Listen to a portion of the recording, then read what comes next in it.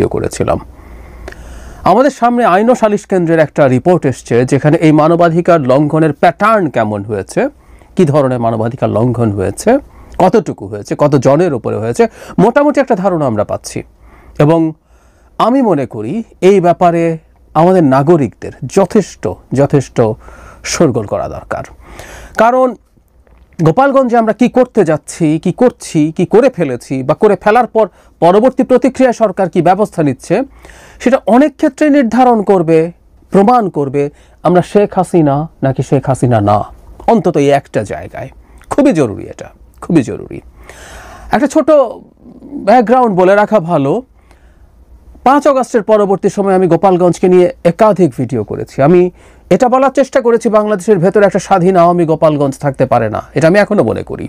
ওখানে নানা রকম ঘটনা ঘটেছে, সরকার তেমন কিছু করেনি। এবং রাইটলি আমরা এটা মনে করেছি যে গোপালগঞ্জে লোকজন গিয়ে, আওয়ামী লীগের লোকজন, বিশেষ করে ক্রিমিনালরা গিয়ে হাজির হয়েছে। সো ওখানে সরকারের দীর্ঘমেয়াদী একটা জেনুইন একটা অভিযান থাকার কথা ছিল এসব ক্রিমিনালদেরকে ধরার জন্য।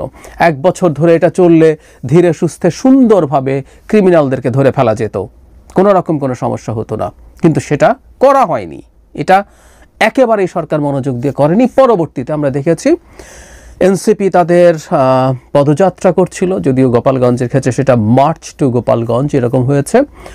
সংঘাত হয়, মারামারি হয়, রীতিমতো এপিসিতে করে এনসিপির নেতাদেরকে, মিলিটারির এপিসিতে করে এনসিপির নেতাদেরকে রেস্কিউ করতে হয়েছে। এরপর ইনফ্যাক্ট এই জেলার মানুষজনের ওপরে অভিযানের নামে এমন সব ঘটনা ঘটেছে যেটা অন্যায়, অনেক ক্ষেত্রে এটা ভয়ঙ্কর মানবাধিকার লঙ্ঘন করা হয়েছে, এতে কোনো রকম কোনো সন্দেহ নেই। আমি আবারও বলছি, আমরা শেখ হাসিনা নই, এটা শেখ হাসিনার বাংলাদেশ না, এই প্রমাণ এই সরকারকে দিতে হবে। আইন সালিশ কেন্দ্র যেগুলো বলছে তারা সেখানে 4 সদস্যের একটা দল 21 থেকে 22 জুলাই গোপালগঞ্জ সফর করেছেন। তারা সেখানে বিভিন্ন আইন শৃঙ্খলা রক্ষাকারী বাহিনী, আত্মীয় স্বজন যারা আটক হয়েছেন, গ্রেফতার হয়েছেন, তাদের সাথে কারাগার, হাসপাতাল কর্তৃপক্ষ সবার সাথে কথাবার্তা বলেছে। এবং আইন ও সালিশ কেন্দ্র মনে করে গোপালগঞ্জে সংঘটিত ঘটনায় গুরুতর মানবাধিকার লঙ্ঘন হয়েছে। ওনারা অবশ্য 16 তারিখ রাজনৈতিক সমাবেশে হামলার যে ঘটনা, সেটাতে নাগরিকের সভা সমাবেশের অধিকার ক্ষুণ্ণ হয়েছে বলেও তারা মনে করেন, উইচ ইজ রাইট। এখানে তাদের ভাষ্য মতে যেটা হচ্ছে, ওখানে এনসিপির কিছু সমর্থক নিয়ে ওখানে বক্তব্য দেয় এবং তখন শেখ মুজিবুর রহমান আওয়ামী লীগকে লক্ষ্য করে কিছু আক্রমণাত্মক মন্তব্য করা হয়। এরপর নাকি পরিস্থিতি উত্তপ্ত হয়ে যায়, এরপর সংঘর্ষ ভয়াবহ আকার ধারণ করে। এখানে একটা কথা একটু বলে রাখা জরুরি, এটাও আসলে আওয়ামী লীগের এক ধরনের হ্যাডাম দেখানো। কেউ আক্রমণাত্মক বক্তব্য দিতে পারে, এটা দেয়া মানে গণতন্ত্রে কতটুকু সীমা আছে এটা নিয়ে ডিবেট আছে। আমরা এটা সরিয়ে রেখেও যদি বলি আক্রমণাত্মক বক্তব্য যদি হয়ও, সেটা অন্তত এই ধরনের সংঘাতে জড়িয়ে যাওয়ার কোনো উপলক্ষ হতে পারে না। আমি ব্যক্তিগতভাবে মনে করি তারা বসেই ছিলেন এখানে একটা ঝামেলা করার জন্য, তারা তাদের শক্তি দেখানোর চেষ্টা করছিলেন। তারা এটা শেখ হাসিনা বা আওয়ামী লীগের নির্দেশপ্রাপ্ত হয়েই তারা এক ধরনের দীর্ঘ সময়ের প্রস্তুতি নিয়েছেন। আমরা এরকম রিপোর্ট প্রথম আলোতে দেখেছি যে দিনের পর দিন বেশ কয়েকদিন ধরে গ্রামাঞ্চল থেকে শহরে লোকজন এসছে, বিভিন্ন জায়গায় অবস্থান নিয়েছে। সো এই প্রস্তুতি ছিল। এবং তারা বলছেন ওখানে গোপালগঞ্জের লোকজন, সাধারণ জনতা রাস্তায় নেমে আসে। এগুলো সাধারণ জনতা নয় মোটেও, এগুলো অর্গানাইজড লোকজন। কারণ আমি একটা ধারণা করছিলাম, একটা ভয়ের জায়গা ছিল যে টুঙ্গিপাড়ার দিকে তারা যান কিনা। আমি ওই দিন তাদের ভাষায় মার্চের সকালবেলা এই আশঙ্কা করেছি যে কেউ কেউ উস্কানি দিচ্ছেন, তারা এটুকু না করলেই হবে। কিন্তু যেটা তারপরে অনুমান করা গিয়েছিল যে ধরনের একটা ঘটনা ঘটতে পারে, তারা সেখানে যান নাই, তারপরে তারা এই হামলাটা করেছেন। এবং আমি মনে করি এই লং মার্চ বলি, এই পদযাত্রা বলি বা মার্চ বলি, এটা না হওয়াই উচিত ছিল। যাই হোক, তারপর বলছে গোপালগঞ্জের সমাবেশের সকাল থেকে স্থানীয় বিভিন্ন তাদের হাতে লাঠিসোঁতা দেশীয় অস্ত্র ছিল। 16 জুলাই রাত থেকে কারফিউ এবং 144 ধারা চলাকালে নির্বিচারে নাগরিকদের আটক ও গ্রেফতার করার অভিযোগ রয়েছে। এমনকি আটকের ভয় দেখিয়ে অর্থ আদায়ের মতো অভিযোগও আছে। যখন এই ধরনের নির্বিচার গ্রেফতার হয়, আমরা শেখ হাসিনার সময় দেখেছি বিএনপির লোকজনের নামে মামলা দেওয়া হতো। আমি দেখাবো এই জায়গায় প্রচুর অজ্ঞাত আসামি থাকে, এরপর কাকে ঢোকাবো না ওই তালিকায় এটা দিয়ে মামলা বাণিজ্য বলে একটা শব্দই আমরা আমাদের রাজনৈতিক অভিধানে পেয়েছিলাম। ঠিক সেই জিনিসটা এখানেও ঘটেছে। ভয়ে মানুষকে নিজ বাড়ি ছেড়ে অন্যত্র পালিয়ে থাকতে হচ্ছে। নিরপরাধ সাধারণ মানুষের মধ্যে এক ধরনের ভীতিকর পরিস্থিতি বিরাজ করছে। জেলার যেসব এলাকা সমাবেশকে কেন্দ্র করে সহিংসতা কিংবা অপ্রীতিকর ঘটনা ঘটেনি, সেসব এলাকাতেও আইনশৃঙ্খলা রক্ষাকারী বাহিনীর ধরপাকড়ের অভিযোগ রয়েছে। ধরপাকড়গুলোর প্রবলেম হচ্ছে, ওই যে বললাম, যখন হুট করে কোনো কাজ করতে হয়, কোনো কিছুর প্রতিক্রিয়ায় মারাত্মক রিয়াকশন দেখাতে হয়, আমাদের আইনশৃঙ্খলা রক্ষাকারী বাহিনীগুলো তো আসলে দীর্ঘ সময় শেখ হাসিনার নিপীড়নমূলক যে পদক্ষেপ সেটাই অভ্যস্ত হয়ে আছে, তখন এই ধরনের ভুল হতেই পারে। এজন্য বারবার আমি নিজে বহুবার বলেছি, খুব দ্রুত, স্মুথলি, সিস্টেম্যাটিকলি মানবাধিকার প্রিজার্ভ করে গোপালগঞ্জে 1 বছর ধরে অভিযান হতেই পারত, কিন্তু সেটা হয়নি। ময়নাতদন্ত নিয়ে হয়রানির কথা আছে, একজনের মাত্র ময়নাতদন্ত হয়েছে, বাকিদের হয় নাই। এবং এখানে আইন সালিশ কেন্দ্রকে আর প্রতিনিধিদেরকে নিহতের স্বজনরা বলেছেন ডেড বডি নিয়ে যাওয়ার জন্য চাপ ছিল, কেউ কেউ ময়নাতদন্ত করতে চেয়েছেন কিন্তু সেটা করতে দেওয়া হয়নি, লাশ নিয়ে এলাকায় চলে গেছেন, এরপর কবরস্থান থেকে তোলার, মানে এরকম ঘটনা ঘটলো। ময়নাতদন্ত না করে চলে যাওয়া হলো, পরে স্বরাষ্ট্রমন্ত্রী বললেন শোরগোলের পর, এবং শেষ পর্যন্ত ডেড বডি কবর থেকে তুলে ময়নাতদন্ত করা হয়েছে।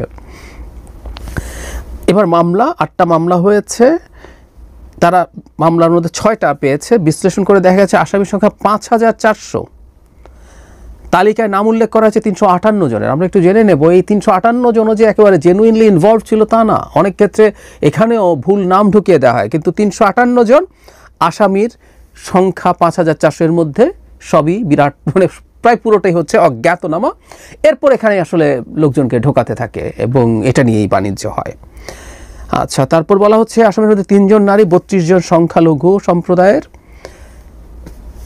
6টি মামলা, 3টি সন্ত্রাস বিরোধী আইন, 2টি ফৌজদারি, 1টি মামলা হয়েছে বিশেষ ক্ষমতা আইনে। বিভিন্ন মামলা 18 জন শিশুকে, খেয়াল করি আমরা, পুলিশ গ্রেফতার করেছে। আমাদের আইন অনুযায়ী 18 নিচে সবাই শিশু, সেটা ঠিক আছে, এবং এই বয়সের কেউ যে ঝামেলায় বা অপরাধে জড়াতে পারে না তা না, কিন্তু ওই যে আমাদের যাদেরকে কিশোর গ্যাং বলি, ধরলাম আমরা ঢাকার ক্ষেত্রে, তাদের অনেকেরই বয়স 18 নিচে, টেকনিক্যালি তারা শিশু, কিন্তু তারা ভয়ঙ্কর সব ক্রাইম করে, সো তারা করতেও পারে। কিন্তু এই জায়গাগুলোতে সেন্সিটিভ থাকা দরকার আছে, খুবই জরুরি দরকার আছে। আমি আশা, মানে এগুলো আদৌ সেইগুলো সব কিছু মেনে করা হচ্ছে কিনা সেগুলো দেখার ব্যাপার আছে। তারপরে এখানে মানে পুলিশ কোনো মারণাস্ত্র ব্যবহার করেনি, ধৈর্যের পরিচয় দিয়েছে, তারা এই ধরনের মন্তব্য করতে চেয়েছে, মানে এগুলো যদি না হয়ে থাকে তাহলে কারা করেছে। যাই হোক, আমি আর বিস্তারিততে ঢুকলাম না, আমি আসলে মূল যে কথাটা বলতে চেয়েছি, গোপালগঞ্জকে ঘিরে আবার অনেকের উস্কানি আছে। গোপালগঞ্জকে ব্লক করে দিতে হবে সব সার্ভিস, সব ইউটিলিটি, সব সাপ্লাই, যদি তারা সোজা না হয়ে যায়। এবং শুধু সেটাই না, পরবর্তীতেও গোপালগঞ্জে প্রতি ঘরে ঘরে এটা করব, জুলাইয়ের চেতনা মানে প্রতিষ্ঠিত করব, পতাকা ওড়াবো। আমি একটা কথা তখনও বলেছি, এখনও বলছি, গোপালগঞ্জ বাংলাদেশের একটা বা আরেকটা জেলা, এটা স্বাধীন আওয়ামী গোপালগঞ্জ না। এখানে বাংলাদেশের যে কোনো রাজনৈতিক দল তার সমাবেশ করতে পারবে, যে কোনো রাজনৈতিক দল। আওয়ামী লীগ পারবে না, কারণ এখন আওয়ামী লীগের রাজনৈতিক কর্মকাণ্ড নিষিদ্ধ আছে। গোপালগঞ্জেই পারবে না, এটাও তারা যদি করতে যান সরকার সেখানে শক্তি প্রয়োগে সেটা থামাবেন, এখন পর্যন্ত অন্তত পরিস্থিতিটা তাই। এই যে উস্কানিমূলক বক্তব্য দিয়েছে বলে হামলে পড়বো, আমি আগে থেকে প্রস্তুত হয়ে আছি, এগুলো স্পন্টেনিয়াস কিছু ছিল না, এটা অর্গানাইজড এবং প্রস্তুত। গোপালগঞ্জবাসীর এই জিনিসটা মনে রাখতে হবে এবং তাদের মানতে হবে তাদের সন্তান শেখ হাসিনা, ইতর শেখ হাসিনা এই জাতিকে কি করে গেছে। তারা সেই ইতরকে ভালোবাসতেও পারেন, কিন্তু তার পক্ষ নিয়ে জনগণের উপরে এভাবে হামলে পড়বেন, তারা এটা হতে পারে না। তাদেরকে খুব দ্রুত আই রিপিট, বাংলাদেশের মূলধারায়, মূল স্রোতে ফিরে আসতে হবে, বাংলাদেশকে এবং বাংলাদেশের পরিবর্তনটাকে মেনে নিতে হবে, না হলে তারা আসলে সংকট বাড়াতে থাকবেন। এখন সেটা করলে কি সরকারি বাহিনী তা করবে? নো ওয়ে, কোনোভাবেই করা যাবে না। আমি বারবার বলছি, আমরা শেখ হাসিনাকে বহুবার, মানে আমাদের মূল আলোচনা এটা ছিল যে শেখ হাসিনাকে আমরা যে কারণে সরিয়েছি, আমরা সেই কাজগুলো যেন না করি। অনেক ক্ষেত্রে আমি দেখি সরকারের বিভিন্ন লোকজন একই রকম আচরণ করার চেষ্টা করছেন যেগুলো শেখ হাসিনা করতেন। অন্যায় কোনো একটা জায়গায় যদি হয়ে থাকে, সেই অন্যায়ের প্রতিক্রিয়া, ওখানে সেদিন শুধুমাত্র স্টুডেন্টরা অ্যাট্যাক্ট হয়েছেন বা এনসিপির লোকজন অ্যাট্যাক্ট হয়েছেন তা না, এখানে পুলিশের গাড়ি অ্যাট্যাক্ট হয়েছে, ইউএনওর গাড়ির ভাঙচুর হয়েছে, কারাগারে হামলা হয়েছে, কারাগার লুট হয়েছে, ভয়ঙ্কর সব ফৌজদারি অপরাধ হয়েছে। তারা মনে করছেন তারা যে কোনো কিছু করতে পারেন। এর আগে 5 আগস্টের পর সেনাবাহিনীর গাড়ি আক্রান্ত হয়েছে, পুলিশের গাড়ি আক্রান্ত হয়েছে। সো এটার সাথে জড়িতদের অবশ্যই বিচারের আওতায় আনতে হবে, আনতেই হবে।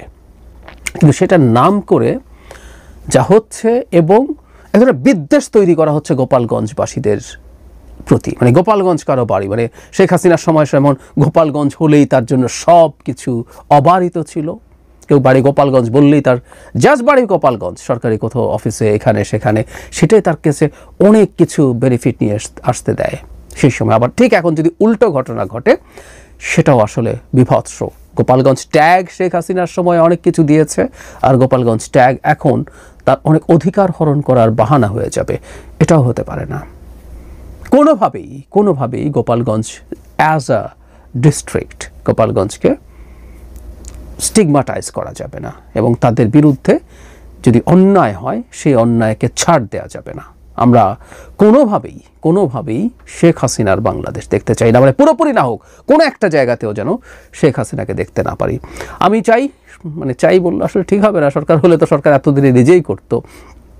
আমরা জনগণ অন্তত যতটা পারি, আমার যার জায়গা থেকে যারা আমরা বলতে পারি, লিখতে পারি, আমাদের এখন প্রত্যেকের হাতে সোশ্যাল মিডিয়া আছে, অ্যাটলিস্ট আমরা এটা বলি, এটা একটা টেস্ট কেস। গোপালগঞ্জের মানুষের প্রতি যদি আমরা ইনসাফ করতে পারি, তাহলেই আসলে আমরা জিতব। প্রতিহিংসা, প্রতিশোধ, এগুলো কোনো রকমভাবেই আসলে বিজয়ীর কাজ না। এগুলো বিজয়ীকে সবসময় ন্যায় বিচার বা ইনসাফ নিশ্চিত করতে হয়। শেখ হাসিনার বিরুদ্ধে আমাদের সবচেয়ে বড় অভিযোগ ছিল এটা, এই যে উনি চোখ বন্ধ করে গোপালগঞ্জের মানুষকে প্রিভিলেজ দিতেন, এটা ইনসাফ নষ্ট করা হতো।